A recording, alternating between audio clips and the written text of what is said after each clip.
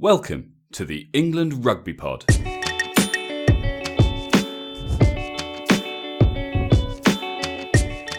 We bring you our coverage of England's opening game against Italy in this year's Six Nations, as they bid to become the first team to win 3 championships in a row. You're listening to the England Rugby Pod, the rugby podcast that believes England will win the World Cup in 2019. Hey guys, welcome to game day, kind of. We're actually recording this, it's Friday, the team's just been announced, but this is going to be our little preview to the game, which you'll be listening to this hopefully on Sunday afternoon, possibly Monday morning. But the team's been announced. I'm here with Dan and we're going to have a little chat briefly and see what we think of the team that Eddie's selected. Hi mate. Hello mate, how are you? Yeah, I'm good. I'm looking forward to the game later. Do you know what? So there's been a lot of chat about, injuries and players missing and, concerns and things. And I'm looking at this side now and I'm going, do you know what? I quite like the look of it. Yeah, it's a strong 15, isn't it? But actually, it doesn't look too bad at all. I mean, look, the back row we knew was light in terms of the people we assumed would be first choice. But when you look at it and you say, right, Laws, Robshaw, Simmons, it's a pretty strong back row. There's a mixture of kind of aggression, experience, and kind of I don't know what the right word is for Sam Simmons, but he's certainly not someone that I'm concerned about having in an England starting 15. He's got a lot about him, Sam Simmons. He's still yet slightly unproven, but at international level, that is, I think he's earned his stripes in the Premiership. I agree. It's a strong back row. It's not a devastating back row, but it could be if we had everyone fit. So let's like I say, this is not going to be a long section because obviously we're going to plug this in as part of the episode that will go out on Sunday. But this is purely to look at this team. So let's just quickly run through it. So Mike Brown's fit. He starts at 15 at the back. Probably no major surprises there. We kind of always knew if he was fit, he was going to be first choice. Eddie's made it quite clear that Mike Brown, for the time being at least, is his man at 15. He's got the experience, and we know from past experiences that he can be an incredibly useful guy at the back. Let's just hope that this is the year that he brings back a little bit of the form that we saw in 2014. We both seem to have lost the will to fight the Mike Brown thing, haven't we? Yeah. Whereas, there was a point where we were like, no, it shouldn't be Mike Brown. It shouldn't be. Now, I don't know if it's just that we're maybe coming round to Eddie's viewpoint, or if we've just can't be bothered to argue it anymore. Well, I think we've said it a number of times. Eddie Jones has got such a good record, at the helm of this England side, that there comes a point where you have to say, look, despite what I think, with all my experience, he's making these choices and he's getting results. So, you have to, at some point, you have to kind of say, okay, accept what he's done and move on from it. So Mike Brown's there, so I'm less concerned about it as perhaps I might have been in the past. He's got Watson and Johnny May either side of him. No major surprises. There was a bit of chat about Jack Noel possibly starting. He's on the bench instead. I think that's probably the right call. Yeah, he's been off injured. Watson and May have been the kind of the, not just the informed players, but they've been playing. So it makes sense that the two guys with a bit more match fitness under their belts, in recent weeks, are the guys that start off. But Noel will be itching to get on and have an impact at some point, and I suspect we will see him. Happy with that. No major surprises. I guess the only real big thing in the backs is of course Ben Teo. He replaces JJ, which we both said we'd quite like to see. We said we'd like to see it. What I'd be interested to know is if Eddie's done it for the reasons we said we wanted to see. And the reasons, just to sort of recap why they were, is it's against Italy. Now's the time to sort of try out that combination because he hasn't got that match fitness. At all. He hasn't even played for Worcester yet since returning. Yeah, hasn't played since October. He's been selected on his form for the Lions. But like you say, if there's a game to try him out, this is the one. If you're going to try something different, and I'm looking forward to seeing it. we've seen what a very skillful kind of back line looks like, because we've been running it for a while now. Lots of playmakers, and for some time we've lacked that sort of impact player in the middle, and I think he offers it. But I also think it looks exciting when you see that Jonathan Joseph is on the bench, because when it comes to replacements, whether it be that Tio's fitness isn't up to scratch, or whether it be that it's just not having the impact that we want, you've got the option of a very different guy to come in and replace him. Yeah, you've got a lot of options, because it doesn't have to be a straight replacement. I mean, another replacement could be Farrell at 10, Tio at 12, Joseph at 13. Absolutely, which also would look really interesting. Absolutely. So yeah, so there's options there, and that kind of excites me. I think that's really interesting. It'll be very interesting to see how that goes. So yeah, I'm not remotely disappointed about that. I think that's good.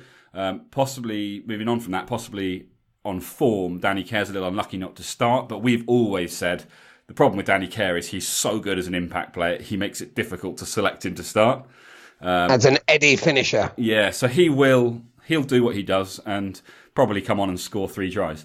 It seems to be his thing. What else have we got? I mean, front row wise, nothing unexpected. Mako, Dillon, and Dan Cole starting in the front row. No surprises there. Launchbury and Samaro of Itoje in the row. Nice. Always nice to see. I think that's right. I think Itoje's in the right place there. I'm glad he's not starting in the back row, because I think he is a better player in the row. Launchbury, we've always said, never seems to have a bad game. I don't want to jinx him, but hopefully he will do what he does for England. And then we mentioned it before, but Laws, Robshaw, Simmons back row. I think it's a strong set of forwards. I think it's a strong side. It is a strong side. It's certainly a side that won't lose to Italy. And I'm not putting a curse on that. I think it is too strong to lose to Italy. If there was just one change I'd like to have seen, but not a major one, is I think probably back row. I'd like to have seen Underhill at 7, Simmons at 8, and Robshaw at 6. But I'm not annoyed that. Would you have had Laws on the bench then? Yeah, I think so. By his own admission, Laws hasn't been playing brilliantly recently. And I'd like to see Underhill back in the England shirt. Well, I think so. We're coming on to the replacements now, and I think actually looking at that replacements bench, the finishers, I think Sam Underhill in some ways is the unlucky one, because actually he's not. I don't see him as an impact player. That kind of epic defence of his is something you almost need that in the first 20 just to kind of break hearts. Just make it impossible for teams to get any kind of headway. I feel like if you bring him on for the last 20, that's where you want your impact players who are going to just, raise the tempo in attack. I'm sure if he comes on, he'll do a job, but I feel like in a way he's the unlucky one. Obviously, in terms of the front row replacements, Jamie George, lots we could debate there. We're not going to do it now. He's where we probably expected to see him. He'll come on and he'll do a great job from an impact point of view. And obviously Hepburn and Williams. Hepburn is a debut, so I can't say much about him. I don't know much about him at Exeter, but clearly he's caught Eddie's eye. And Harry Williams, as we always say, is brilliant. That's what we've said all along. With huge fans from day one. Yeah, exactly. It's not quite the same as seeing Marla Sinclair on that replacements bench in terms of an impact front three, but I'm sure they'll do a job, and it is Italy, and hopefully Mako and Dan Cole can put Italy under huge pressure for 60 minutes or so, and give these guys a bit of a platform to come on and do a little damage. Okay, so very quickly before we sign off, looking at a team like so strong, what's your prediction? I mean, obviously an England win. I think it will be fairly strong. I think I'm going to say England win. England bonus point win, because there's bonus points now, isn't there? And margin 20 points. Okay, that's exactly what I was going to say. So I'll say England bonus point win. I'm going to go margin 25 points. Okay, nice. Yeah, I'm probably being slightly less. What's the word? Positive. Yeah, good word. Fun. Definitely less fun. Less positive. Let's stop there. Less positive than past years, but yeah, I think it will be a solid win. I think we should come away from it with a good idea of what we're looking to do in the 4 remaining games. So I'm looking forward to it. Anyway, we're saying goodbye to you now, aren't we, Dan? Yes, we are. So I will wish you farewell. Cool. Well, guys, as we say goodbye to Dan and wish him well in Belfast for his stag do, we of course welcome superfan and friend of the pod, Ben Cooper. Hello, mate. Hi, guys. How you doing?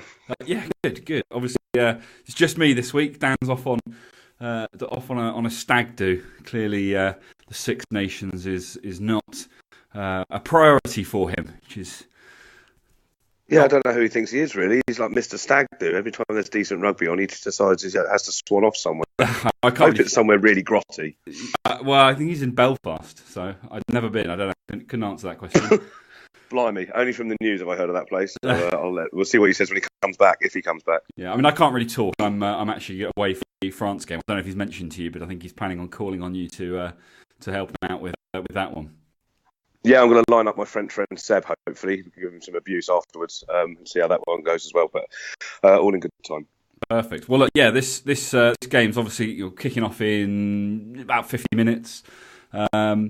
It's England against Italy. Obviously, last year was a bit of an upset in some ways and not in others. I think it's probably fairly safe to say that a victory should be England's without too much difficulty. But do you think that Italy are going to try anything this year, or are we too close to a World Cup then to mess around with mind games and clever tricks? No, in all fairness, Ruckgate from last year was Colin O'Shea's way of disrupting things. I think he'll go a bit more plain sailing this time. For England's point of view, it's a good chance. It's a great opening game. Everyone wants to win the first one of the Six Nations. It levels the ship, and it'll be a good chance for Eddie to get some people that are back from injury into the fold. Yeah, no, I mean, I think I completely agree with you. I think, he did what he did last year. It's sort of, they were getting a lot of abuse at the time, lots of question marks about whether they should be part of the Six Nations. They kind of needed to stamp their mark a little bit. And to be fair to them, they did it. They showed that actually they can think outside the box and they can create problems. And, unfortunately for us, it was England that bore the brunt of it. I'm sure any other team in the same situation would have reacted probably in a similar way to England, because it's just not something you prepare for.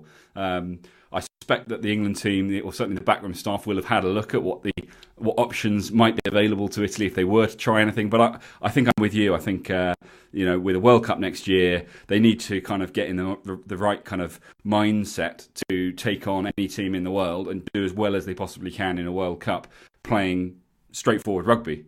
So I'd be surprised to see them try anything outrageous. And I would like to think as well, given the sort of the kick up the bum that we got last year, that the England setup will be ready to deal with anything that might happen. And we all said last year, if England had been a bit more switched on, they could have taken massive advantage of that situation. No, sure. And Haskell and Hartley asking the referee what to do was quoted quite a bit in the press. With England being away, I think Italy had their strongest performances at the Stadio Olimpico. But I don't think they'll trouble us too much. And I'm looking forward to it. It's probably nice and sunny over there for a sunny game of rugby this afternoon. Absolutely. Well, Eddie Jones has said he wants it to be aggressive and brutal and, I guess selecting Ben Teo, despite his lack of recent match fitness, match game time, is kind of a sign of exactly that. He's a very different player to Jonathan Joseph, certainly. Yeah, I imagine he's just gone with him and said, listen, he had a great lines, but we haven't seen much of you since then. Go and do what you did there. Take the line, take the tacklers, draw in the players, and then let the workers like Farrell to distribute and give us options. So, yeah, it'd be interesting to see, but I think it will be quite brutal, and they won't take their foot off the gas in case it goes down to points potentially. Well, fingers crossed, because, of course, looking at yesterday's games, slightly unexpected demolition by Wales. A lot of people sort of touting Scotland to win that game, and Scotland just didn't seem to turn up at all. No, I came back late last night to watch and catch up, and Scotland, I think November's their magic month, because that wasn't the Scotland that we saw back in the autumn internationals. Obviously, they'll up their game for the Murrayfield trip and England's trip up to Edinburgh, but they were below par. Yeah, I think a lot's been made. A lot of people saying that Wales were great. I didn't see that personally. I thought the last 20 minutes Wales looked strong, taking advantage of the situation. But I thought both sides were a bit lacklustre for a good 60 minutes of that game. Actually, in terms of looking at the two sides, as a threat to England, I didn't see much that kind of really worried me. No, and I think they'll go with injuries, and they didn't have 8 starting players. And Gatland is in the press saying that we expected to win it, anyway. But both teams look pretty rusty, and now they've got their first game under their belt. They'll go away and they'll go reconvene and come back. And let's be honest, everyone wants to beat England, so it'll be a completely different kettle of fish when we meet them. Yeah, no, I don't disagree with you. And then moving on then to the other game from yesterday, very different. A very different game, very physical game. High tempo, but a lot of big hits going in there. I thought it's a difficult one. I thought France were unlucky given the kind of the late kind of burst that they put on, but I thought that Ireland kind of really left that game open for too long. They had opportunities to shut it down and they didn't. And I think, particularly given the HIA gate or whatever they want to call it. I think rightly so. Johnny Sexton breaking French hearts there at the end. But obviously from an England point of view, I would have liked to have seen France do it because I think that Ireland are our biggest threat. But and the pod had made a prediction that Ireland would lose and it would require Ireland to beat England by a fixed margin come final weekend. But obviously that's not necessarily going to be the case now. Do you think that it was a fair result? Yes. I think that everyone knows that Ireland like to kick. They're pretty good at it. Both the halfbacks do it, but then they were exposed wide for the try, France's try. So they'll probably have a rethink about that.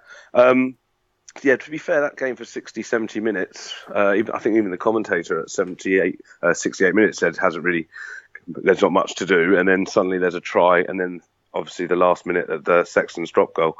It is what it is now. There's a point or 2 points between them, so let's just whack a load on Italy and see what happens on the 17th of March. Get ourselves in a nice position. Yeah, absolutely. We can create that bigger margin, just put ourselves top of the table and take each game as it comes and move on to the next one. Yeah, very Jones-esque that, Ackers, well done. Well, yeah. I think he's been listening to the pod, mate. Yeah, I guarantee it. All right, well, let's leave it there. We've obviously got a bit of an intro already talking about the England team. We won't dwell on too much more of that, but we'll leave you guys now with the anthems to get into this game, and we'll be back at half-time to see how things are panning out.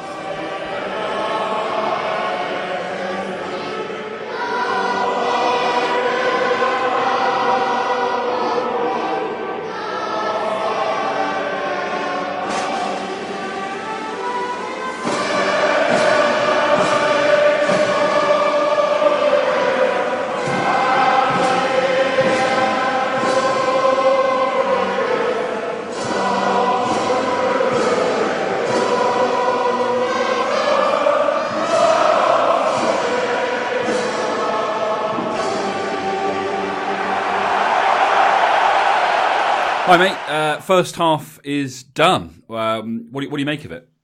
I'm slightly disappointed. Flashes of brilliance, but ultimately we could do better. If you finish the game with that scoreline, you'd be disappointed. I think the first 20 minutes our discipline was good, and then the second 20 minutes of that half, it wavered a little bit and let them creep back into it, basically. Yeah. I guess for... we'll discuss it at the end when we see what happens. But over the course of England's 22 out of 23 victories, I think something like 60 or 70% of them, they've done all their damage in the last 20. And we hear over and over again that is the point in the games when often games are won or lost, and it's often when England do the most damage. So is this set up to be one of those games that the scoreline doesn't really properly sort of justify the quality of rugby on the pitch? Yeah, I think so. Historically under Eddie's reign, we have had close half-time scores and then gone on to absolutely romp it. His face didn't look too happy when Youngs went off, so I'm sure that he's had to change his game plan for much earlier in the game than he was expecting. and obviously Faz missing a couple of kicks. And then getting theirs has made it closer than necessarily needs to be. I was going to say, yeah, does 21 or so does 10 to 21 seem like a much better scoreline for you at halftime? I'd say so. And if we continue to double it, it'd be brilliant. I mean, I can't see Eddie wanting anything less than putting 30 points on Italy to give us a nice little buffer zone come the end of the Six Nations. Yeah. I think the players will have a good talking to at halftime. And like you said, historically, the last 20 minutes, hopefully Johnny May and a couple of others will be flying in, and we'll put some points on the board. Absolutely. I mean, I still think this is going to be a 50-pointer. As you say, it comes down to how much they can keep out the Italians and limit the damage that the Italians can do. And yeah, I think it's probably fairly safe that they're going to get the W, but. Yeah, it's about that points difference, and as we know from past years, it does all play a part. And you come down to that last weekend, and England want to win a third championship in a row, and to do that, they need to. Obviously, if they win all their games, great. But if that doesn't happen, they want to give themselves the best platform possible in order to retain it once again. And games like this are key for getting those points differences in. As I say, I think they'll do it. I think it'll be a big score. Yeah, I couldn't agree more. I mean, we're the only team in the Six Nations that Italy haven't beaten, and I think that record will stay. Yeah, and look, let's look at the 3 tries that were scored. They were 3 great tries. Yes, very much so. I was off my seat for Watson's second, even though the tackle was illegal, and he should have been the Italian defender. Yeah, should have been a penalty try, which would have given us 2 points if you're going to split hairs. Well, we'll worry about that. Hopefully, we won't be worrying about that at the end. But no, you're absolutely right. I mean, I quite like the way that Watson seemed to hit top speed and then just found another gear and just sped up a little bit more. Yeah, absolutely. I mean, it's one for the backs. Watford, he's just class, isn't he? Just everything. Every time you see him, you think he's going flat out, and then there's that little extra 5% he puts the afterburners on and shows people what he's made of. Yeah, but I think the forwards as well, in terms of handling, are looking quite interesting. As you say, it's flashes of brilliance, but the Owen Farrell try, both the backs and the forwards were used in that. There's a lot of kind of nice, intricate little linking up, passing, putting behind the back or a couple of flat balls and then sling it wide. And it seems to be that every time they start one of these moves where there's a bit of looping going on, you think, hang on a second, this could be another try. And then it is. Yeah, absolutely. I mean, which is nice to see from England. Yeah, to echo the commentators, that loop around, you saw Johnny May come off his wing to join Watson and put him in for his try. But you've got the hands of Mako. That's why he's one of the best props in the world in the loose, linking up well with the backs. And also for Faz's try, they did it because they had the advantage, and it'd be nice if they had that mentality in the second half. Yeah. To try those different things against a team that is a lot lower in the official standings, and played with a bit of flair, if you will.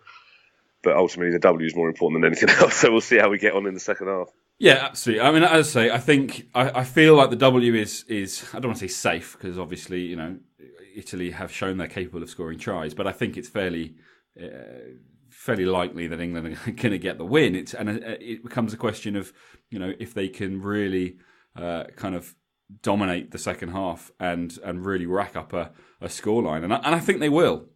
I'd like 50 points and no more injuries. Exactly. But given what we've seen of England over the last couple of years, they do typically have slightly slower starts, build a foundation, and then score their points at the end. And actually, they 3 tries in the first half.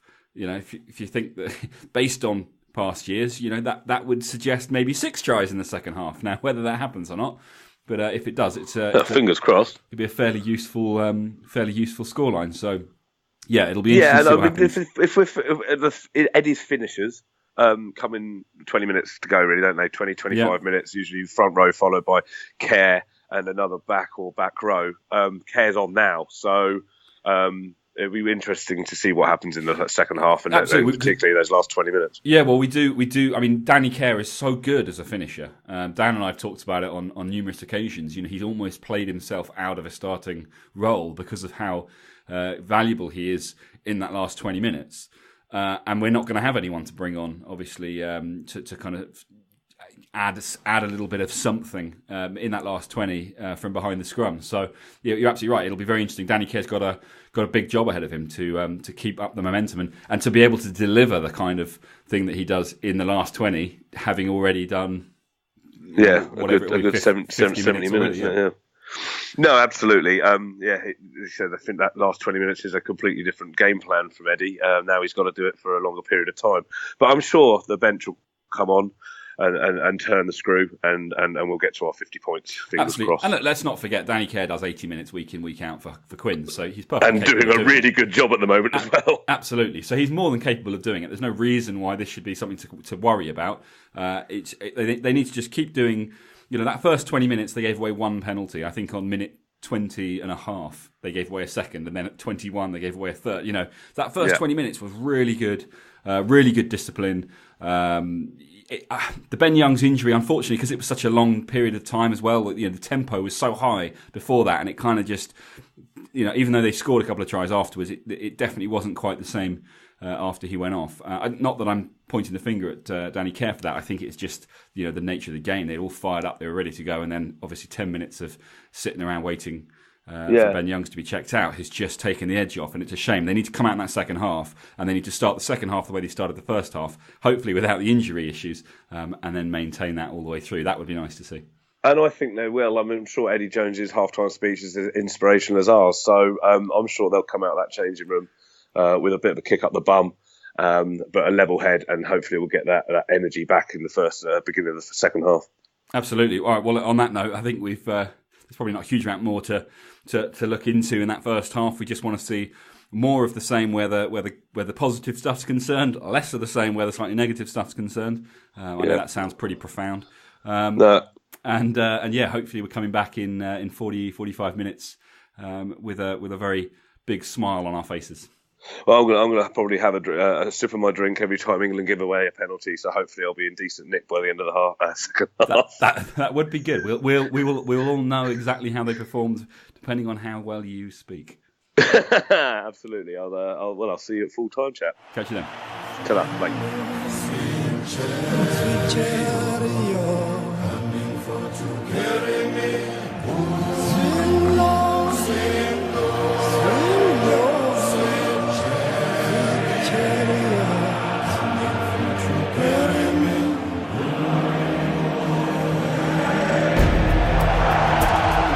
Second half slightly more to your liking? Yeah, a touch. Didn't break 50 points, and I had to swallow my beer instead of swear in front of my 1-year-old when Farrell threw that interception. But that was unfortunate. Just I was absolutely livid. Bit of a brain fart, I think. Yeah, from a world-class player, and he had a good game apart from that. So, and like they said in the post-match interview, the link play between him and Ford was strong. So, absolutely, we'll let him off. Yeah, I mean, they conceded 10 points in the first half, 5 in the second half. It's not the end of the world. I think Eddie Jones, yes, he manages the media well, but I think he's probably right when he says that, it was a few individual errors that are easily corrected, in hindsight with a bit of work. Take those out of play and actually, a pretty strong performance from England in the end. No, absolutely. And to be fair, take nothing away from Italy. Eddie Jones is obviously press trained, but he did mention at the end there, they were better than they were. Conor O'Shea's come on. He was obviously better than last year. He's going to put them in a decent light there. But I think Italy might upset one team in this Six Nations. I can't pick it just yet. On the back of this weekend, it'd be Scotland. Well, I was going to say. I mean, I actually responded to a tweet moments before we started calling. Someone trying to have a pop at England, saying that as a Welsh fan, he's pretty happy to only be three points behind England, points difference, equal at the top of the table. I would say that Italy probably put up more of a defence than Scotland did. Yeah, I think they were a lot slicker than they were definitely in November, if not last year. They seemed like they've gelled a little more. That generally comes from coaching and playing together for a longer period. And I thought they were better than most people let on. Even myself, if I'm honest, they stood the distance. They didn't fall away, well, maybe a little bit after 60 minutes. But I think they put in a good shift. And, Welshie, we'll see you at Twickers, mate. Absolutely. I mean, look, the last 20 minutes, we talked about it briefly beforehand. We've talked about it on numerous occasions, and probably, pretty much after every game that England have played. That is their kind of time when they really sort of hit the accelerator and just put games to bed. And they did it again today, and it's great to see that even despite all the supposed injuries, the injury crisis that England apparently have at the moment, that they can still put out a side like that, and they can still bring on, finishers like those who can still do that job. I thought the finishers did a great job today. I thought Danny Kerr, given that he as we touched on at half time, he wasn't able to just roll out the game plan they had in advance because things changed when Ben Youngs got injured. So I thought he had a good game. So I thought credit where it's due. JJ did brilliantly when he came on. Did what a finisher should do. Absolutely. I think anyone. I think go on. No, I was just going to say a few people saying comparing the stats of Teo to JJ, and I think in Ben Teo's defence, Ben Teo played the first 60, JJ played the last 20. If it had been the other way around, I suspect we might have seen slightly better stats from Teo. Because that's just it seems to be how the games work. That last 20 minutes for England is really where they step on the gas and players get to make more breaks and make more ground. And they've obviously got a script from Eddie Jones to stick to. It went a little bit off with the injury, but again, you could predict the last 20 minutes for the finishers to come on and make an impact and a difference, and they did just that. Good to see Exeter boys climbing in and putting their hands up. I mean, Simmons he was I think the pundits' man of the match. Yeah. Although it went Anthony Watson. It went to Anthony Watson. I think Anthony Watson, to be fair to him, I think his 2 tries early on just really kind of set the pace of the game. And okay, we came away at half time saying it wasn't quite where we wanted to be, but we did talk about the fact that there was that disruption from the injury. But he did get England moving, and often that doesn't happen until the second half. So that's quite valuable. And, I think any one of him, Simmons, possibly even Owen Farrell, you'd have been happy with them receiving the Man of the Match award. So, Sam Simmons probably a little bit unlucky, but I'm sure he'll take the 2 tries on his Six Nations debut over a Man of the Match award. Yeah, I think so. Otherwise, he's just being greedy. Thing is, I think as the game progressed, he was fairly quiet in the first half, but I think they relaxed into it in the second half, and then he lit up, so to speak. With Faz's try, it was an advantage played, and then it came for Noel as well. It was nice that they just tried something, and boom, try happened. Yeah, and I like that kind of more relaxed, playful. We've got the advantage. Let's stick a crossfield kick, or let's do a skip pass, and it worked on both occasions. So that's encouraging. Absolutely, and this is where George Ford comes into his own, because he's so good at reading the game, and of course with Owen Farrell outside him who's capable of doing the same thing, that ability to kind of just look up and make that split-second decision, but having based on having just seen exactly what's in front of you, and therefore what's the best kind of reaction to the current situation, I think is just brilliant. And it's where having world-class players really kind of starts to come into its own, because a lot of people would, who don't have that experience, take the ball and it's the same thing over and over. And it's situations like that win games, and it's why being able to think on their feet the way that they can is so important to England. Yeah, and it goes without saying, because if you played grassroots rugby, you're too knackered. You just kick for the sticks. Exactly. They're still fit. They're still alert. They're still ready to tap and go. So, or play the advantage and read the game so well. They're professionals at the end of the day. But it was nice to see 2 advantages be played turn into tries.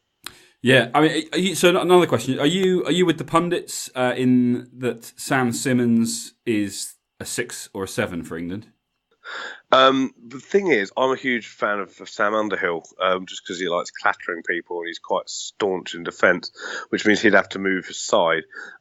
He's got gas. He loses, I think they said 5 stone to Billy Vunipola, who is one of the world's number 8. So if he goes 6 or 7, then Rob Shaw and Underhill fight for the other shirt. Now, Rob Shaw's got maybe to the World Cup, and then he'd probably retire.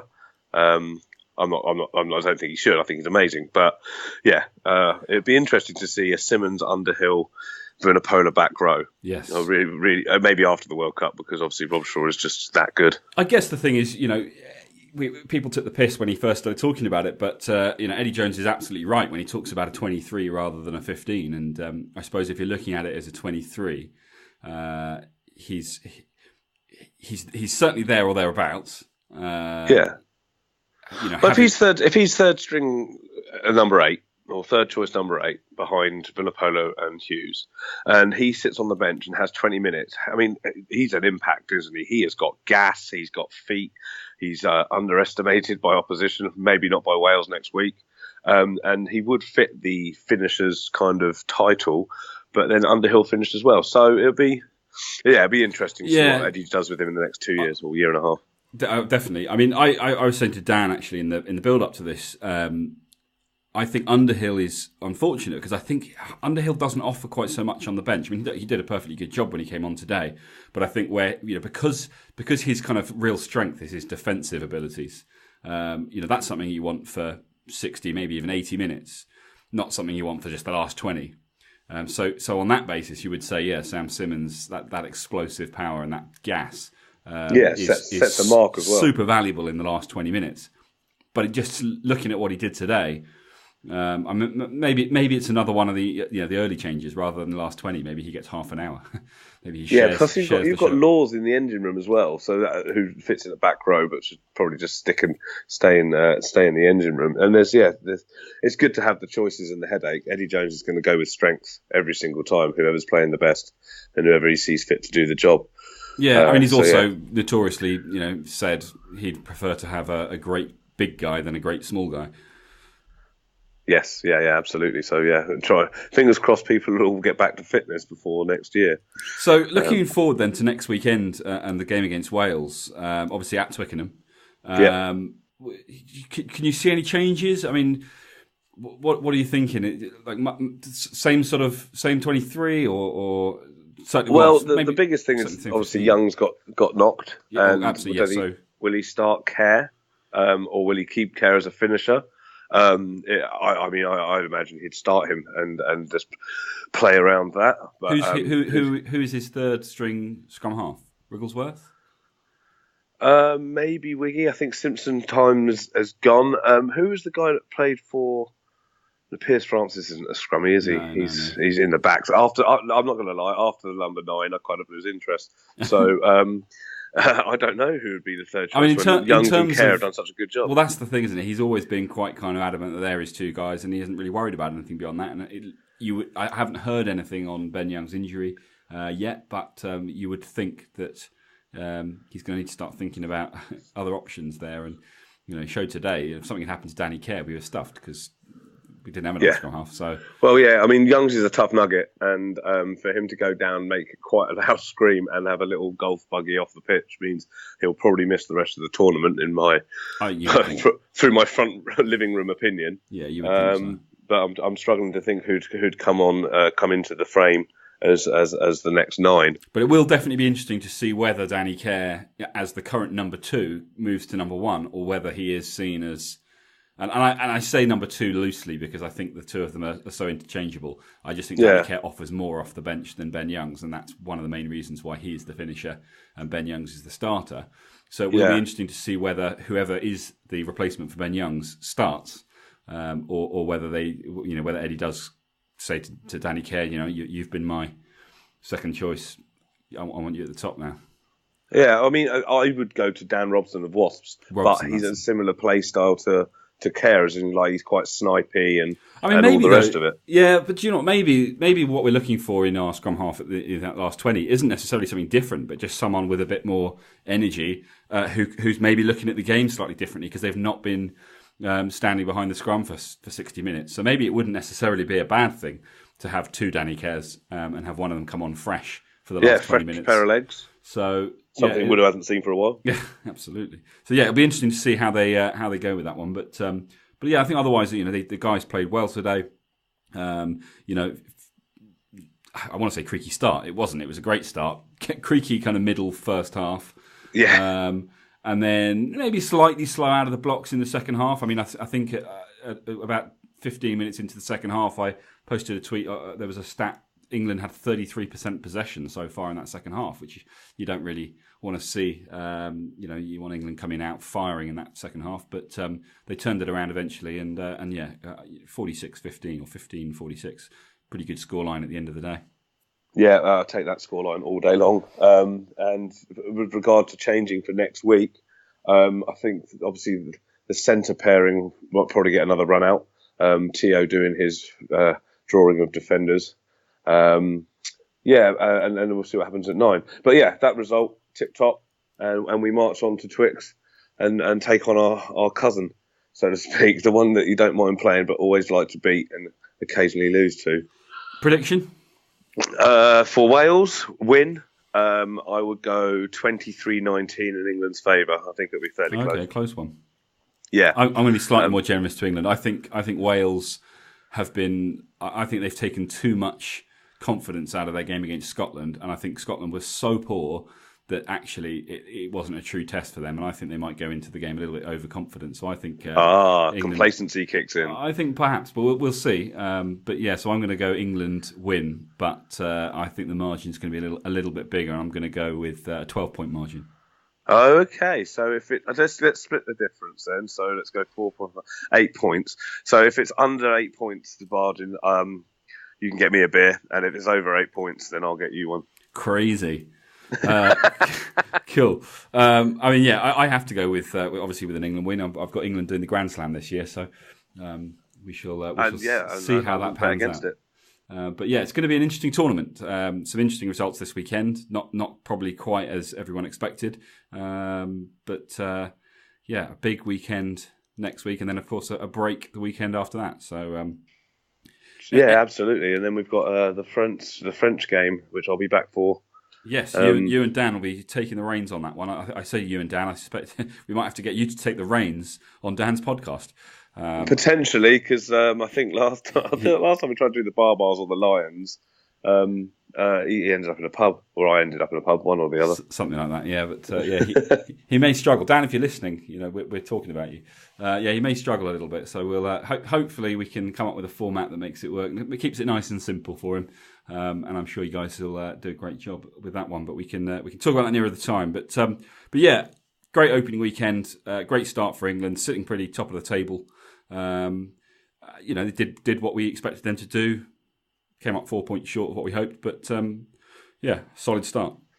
Yeah, and to Welsh with the 4 point margin, just win all 5 games, mate, and then we'll chat at the end in March. Absolutely. Right. Well, look, thanks so much for joining us, Ben, and no problem. Pleasure. For Dan, always a privilege to have you on.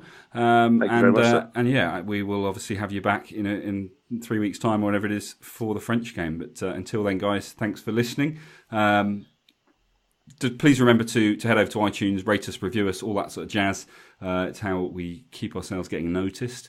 We really appreciate all your support, so let your friends and family and what have you know about us. Get in touch on Twitter at England Rugby Pod. We're on Facebook as well. You can also go to the website, www.englandrugbypod.com, and we will...